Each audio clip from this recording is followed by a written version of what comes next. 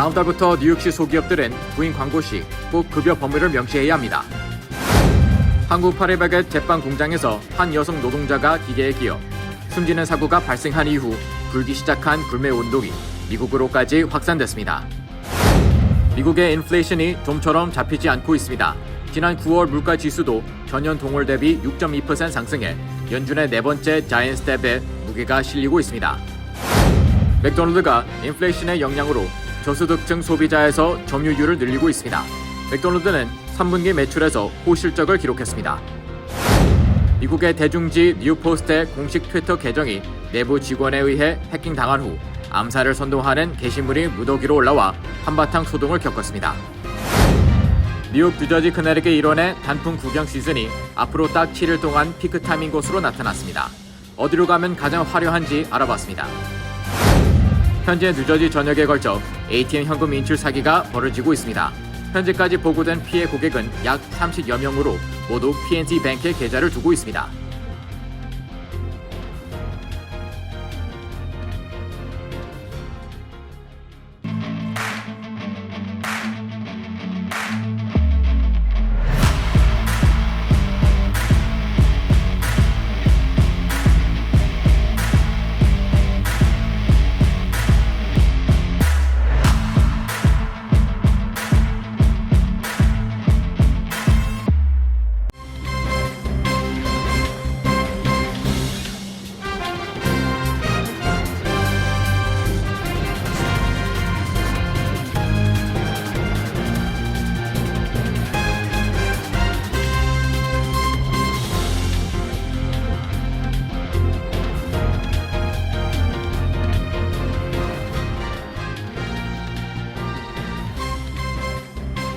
여러분 안녕하십니까?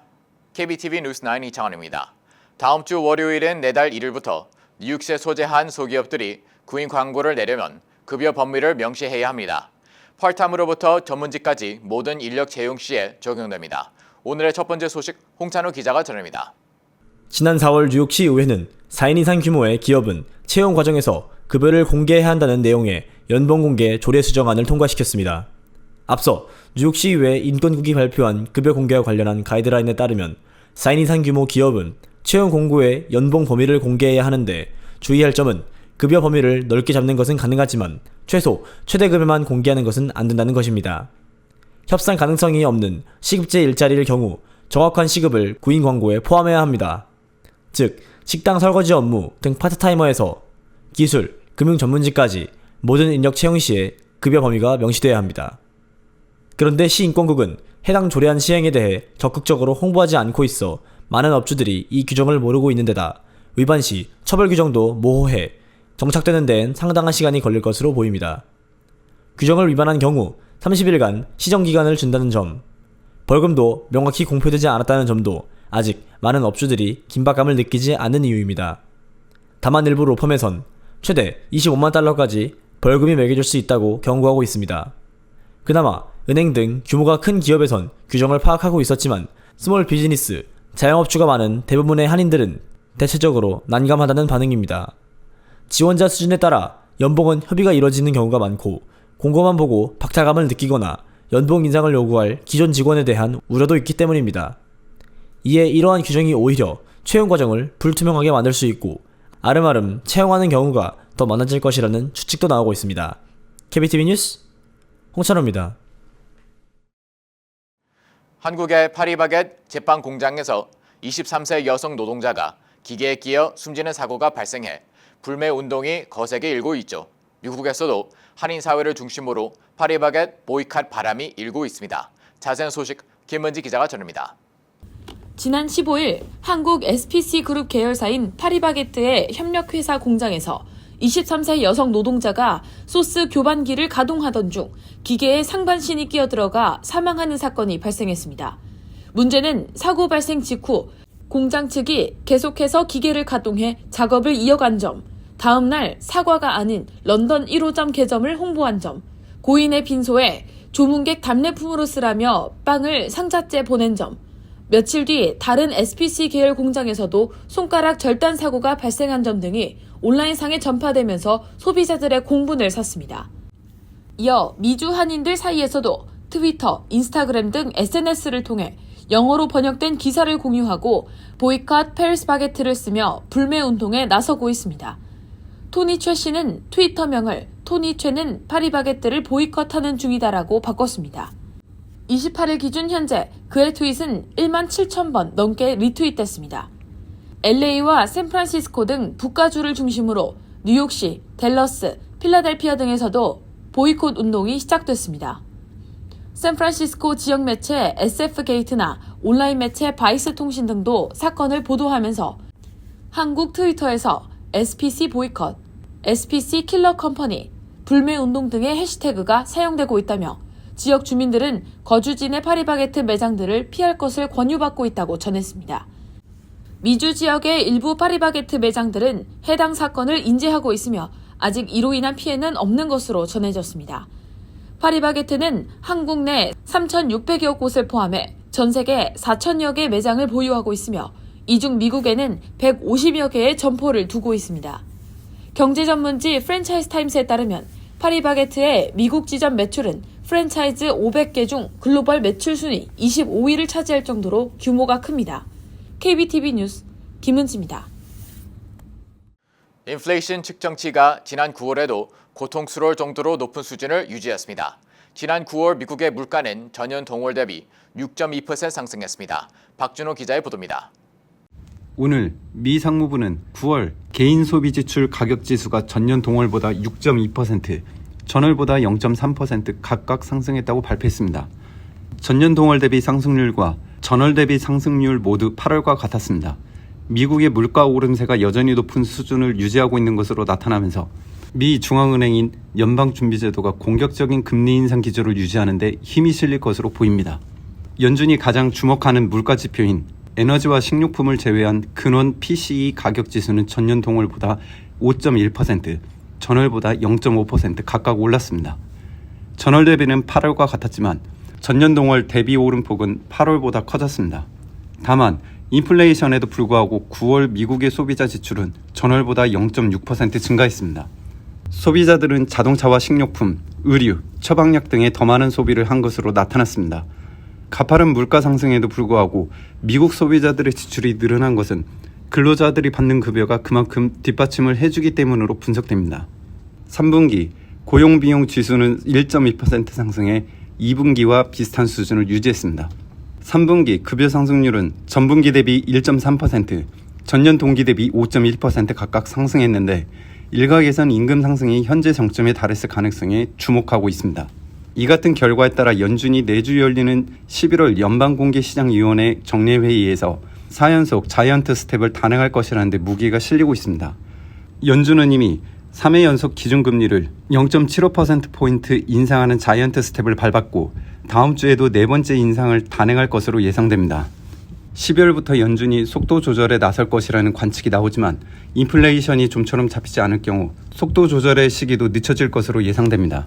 한편 이러한 수치는 11월 중간선거를 앞두고 미국인들이 물가 상승을 투표의 최우선 우려사항으로 꼽고 있으며 공화당은 치솟는 물가에 대해 조 바이든 대통령과 민주당을 비난하고 있는 가운데 발표됐습니다. KBTV 뉴스 박진호입니다. 세계 최대 패스트푸드 체인점 맥도날드가 기록적인 인플레이션으로 가격 경쟁력이 높아져 3분기 매출의 호실적을 기록했습니다. 주머니 사정이 안 좋아진 소비자들의 방문이 늘어났기 때문인데요. 김은지 기자가 전합니다. 지난 27일 외신에 따르면 맥도날드는 올해 3분기 매출 58억 7천만 달러, 주당 순이익은 2.68달러를 기록했다고 밝혔습니다. 이는 시장 예상치인 매출 57억 달러, 주당 순이익 2.58달러를 상회한 수치입니다. 이언 보든 맥도날드 최고 재무 책임자는 우리는 저소득층 소비자 사이에서 점유율을 늘리고 있다며 맥도날드는 합리적인 가격으로 최고의 브랜드로 자리매김하고 있다고 말했습니다. 미 노동부에 따르면 지난 9월 식료품 가격은 1년 전 대비 13%, 같은 기간 외식 가격은 8.5% 급등했습니다. 이에 따라 맥도날드도 지난 3분기 전국적으로 상승한 인건비와 원자재 가격에 맞춰 햄버거와 감자튀김의 가격을 전년 대비 10% 이상 올렸지만 가격 경쟁력이 높아져 고객을 더 모을 수 있었다고 설명했습니다. 크리스 캠친스키 맥도날드 최고 경영자는 미국 경제가 완만하고 온건한 경기 침체에 진입할 것으로 예상했습니다. 그러면서 과거 2008년 금융위기 시절을 언급하면서 맥도날드가 고통의 시기를 극복할 수 있다고 강조했습니다. 다만 상황은 조금 다릅니다.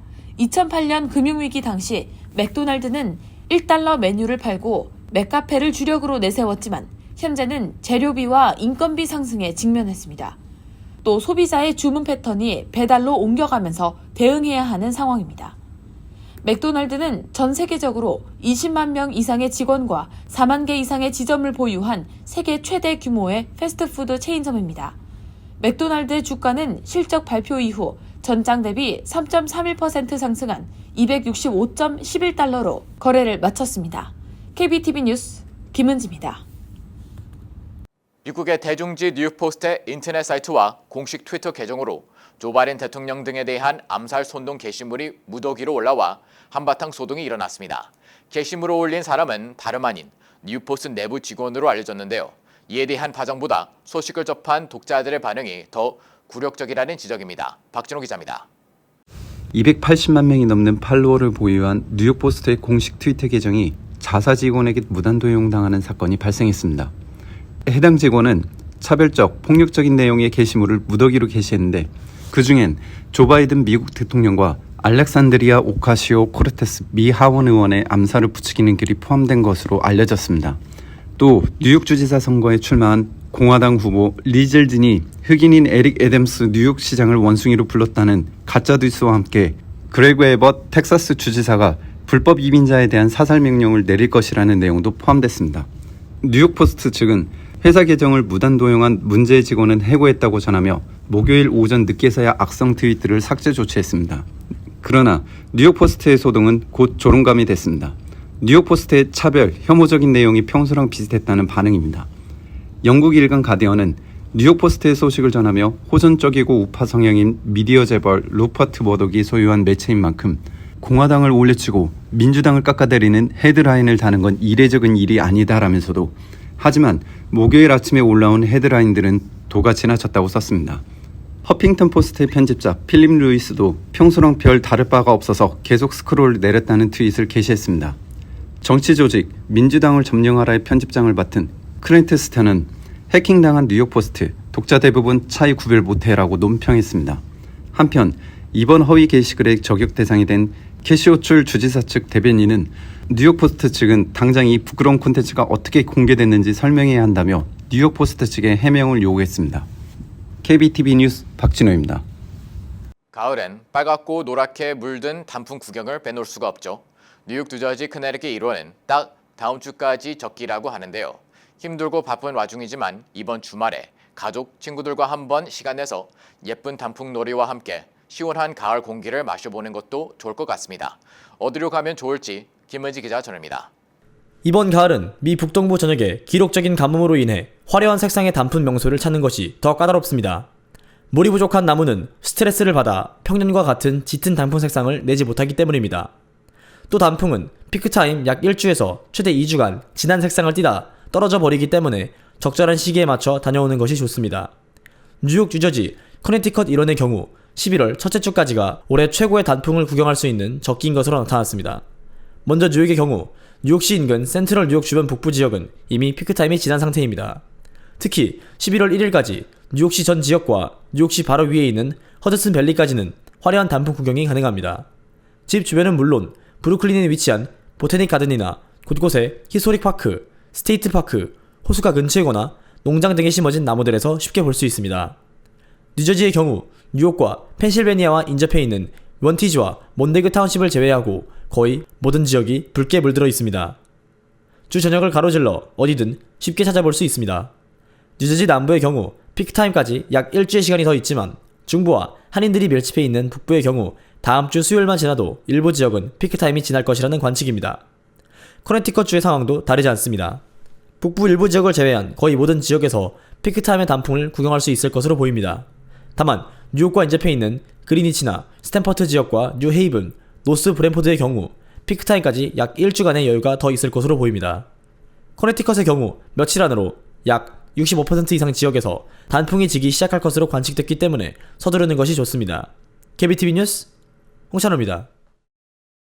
현재 뉴저지 최소 6개 카운티에서 현금 인출 사기 피해가 잇따르고 있습니다. 경찰국과 은행 관계자들은 당장 자신의 계좌에서 승인하지 않는 현금이 ATM을 통해 빠져나간 것이 있는지 확인해 볼 것을 촉구했습니다. 김은지 기자가 보도합니다.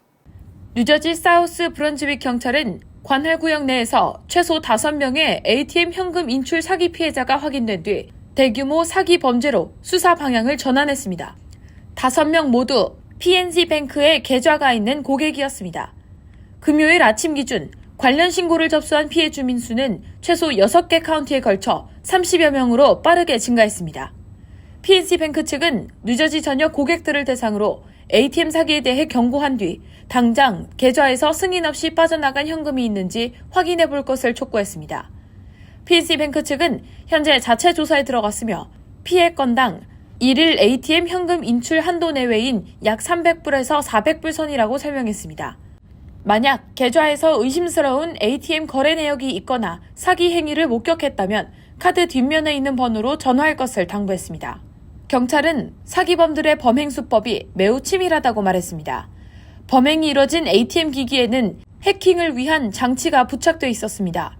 은행 고객이 이곳에서 카드를 긁고 거래를 하면 그 정보가 이 칩으로 전송됐습니다. ATM 영업이 끝난 시각, 사기범들은 ATM기를 잠시 끄고 칩에 담겨진 고객의 거래 정보들을 가짜 카드에 다운로드한 뒤 현금을 인출했습니다. 즉, 피해자들은 카드를 분실하지 않고 자신이 직접 가지고 있었음에도 현금이 인출된 것이며 자신이 이용한 적이 있는 ATM에서 400불 이내의 거래 내역이 찍혀 이를 인지하지 못한 경우도 있습니다. 최소 5명의 피해자가 발생한 사우스 브런즈윅의 경찰 당국은 이번 사기와 관련해 최소 1건 이상의 불법 인출을 한 것으로 의심되는 용의자의 사진을 공개했습니다. KBTV 뉴스 김은지입니다. 미국의 권력 서열 3위인 낸시 펠로시 민주당 하원의장의 남편 폴 펠로시가 오늘 오전 샌프란시스코 자택에서 괴한의 습격을 받고 병원으로 이송됐습니다.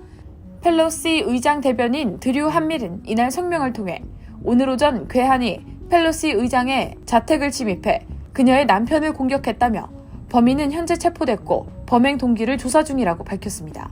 펠로시 의장의 남편은 현재 병원으로 이송돼 치료 중입니다. 사건 발생 당시 펠로시 의장은 자택에 머물지 않았다고 의장실 측은 설명했습니다. 내달 8일 치러지는 중간선거를 앞두고 펠로시 의장은 전국을 돌며 선거 자금 모금 및 지원 유세를 이어가고 있습니다. 부동산 투자 등 금융업에 종사하는 폴 펠로시는 앞서 지난 5월 음주운전을 하다가 현장에서 적발돼 체포되기도 했습니다. 뉴저지 주의회가 공립학교의 수업 일수를 연장하는 방안을 추진 중입니다. 셜리 터너 주 상원의원은 최근 공립학교의 학사 일정을 현재보다 더 길게 실시하는 시범 프로그램 도입을 골자로 하는 법안을 상정했습니다. 이 법안은 우선적으로 주 전역에서 최대 20개 학군을 선정해 수업 일수를 더 늘리는 시범 프로그램을 3년간 시행하는 내용이 골자입니다. 시범 프로그램 시행 학군으로 선정될 경우 최대 100만 달러의 자금이 지원된다는 내용도 포함됐습니다. 주의회 일각에서는 이번 법안과 관련해 코로나19 사태로 인해 학생들의 학업 능력이 저하됐다는 우려가 나오고 있어 수업 일수 연장 여부가 관심을 받고 있다. 학생들의 학업 능력 향상을 위해 더 많은 교육 시간이 제공돼야 하는지를 파악하자는 게 이번 법안의 취지라고 설명했습니다. 뉴욕 주립대가 내달 6일까지 1인당 최대 5곳까지 입학 원서 수수료를 면제합니다. 데보라 스탠리 뉴욕 주립대 총장 대행은 입학 원서 수수료에 대한 부담이 대학 교육을 받을 기회를 갖지 못하게 되는 장벽이 되지 않기 위해 수수료 면제를 시행하게 됐다며 뉴욕주에 거주하는 재능이 있는 학생들이 부담 없이 주립대에 지원해 꿈을 펼칠 수 있는 기회를 갖길 바란다고 말했습니다. 지원 희망자는 주립대 입학 원서 접수 홈페이지에서 접수할 경우 수수료가 자동 면제되며 대학 입학 원서 접수 플랫폼 커먼앱을 통해 접수할 경우 지원자는 주립대 입학 원서 수수료 지원 항목을 반드시 체크해야 합니다. 한편 뉴욕 주립대는 커네티컷, 펜실베니아, 뉴저지, 매사추세츠, 버몬트, 뉴햄프셔, 일리노이, 캘리포니아 거주 학생들이 뉴욕 주립대를 지원할 경우 각 주별 지정 주립대 학비 매칭 프로그램을 실시합니다. 시민단체 Advocate for Children 뉴욕이 지난 26일 발표한 보고서에 따르면 2021년 뉴욕시 학생 약 105만 명 중 10만 4,383명은 홈리스 상태인 것으로 나타났습니다. 이는 10명 중 1명꼴인 셈으로 전년보다 약 3.3% 늘어난 수치입니다. 홈리스 학생 중 재정적 어려움 등을 이유로 친척 등 다른 사람의 집에 일시적으로 머무르고 있는 경우가 6만 9천 명으로 약 3분의 2를 차지했습니다. 28%에 해당하는 2만 9천 명은 노숙자 쉘터에 거주하는 것으로 파악됐습니다. 또 제대로 된 거주지 없이 자동차나 공원 등지에서 기거하는 경우도 5,500명이나 됐습니다. 학군별로는 퀸즈에 있는 한인 밀집 학군인 25학군의 경우 지난해 전체 학생의 5.8%가 홈리스 상태인 것으로 파악됐습니다. 학생 17명 중 1명꼴입니다. 또 다른 한인 밀집 학군인 26학군은 전체 학생의 3.9%가 홈리스로 나타났습니다. 뉴욕시에서 홈리스 학생 비율이 가장 높은 학군은 브롱스에 있는 9학군으로 무려 학생 중 21%가 홈리스 상태인 것으로 파악됐습니다. 잠시 후 커뮤니티 브리핑을 전합니다.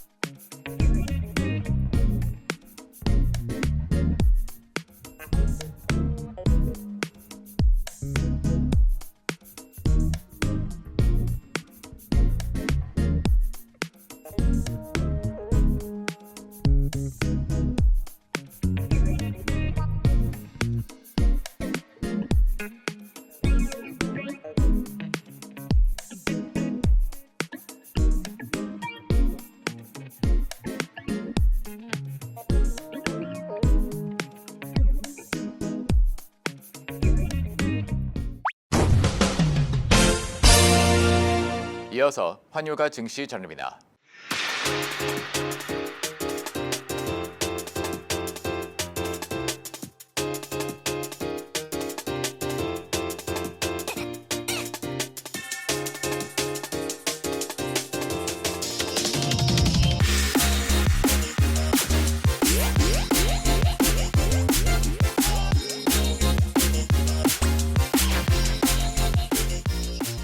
잠시 후 뉴욕과 뉴저지 날씨 전해드립니다.